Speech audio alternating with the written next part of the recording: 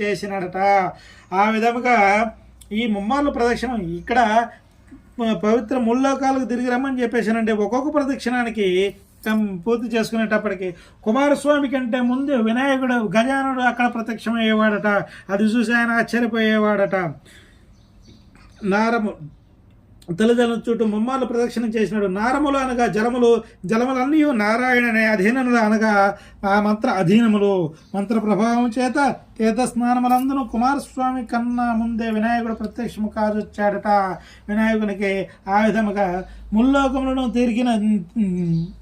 ముందుగా తిరిగి వచ్చినాడని చెప్పేసి వినాయకుడికి గణాధిపత్యము లభించినది. తర్వాత చంద్రుని పరిహాసము అంటే వినాయక చవితి రోజున చంద్రుడిని చూడొద్దని చెప్పేసి అంటారు. ఎందుకయ్యా అంటే దానికి ఒక కథ ఉన్నది. అది ఏంటనగా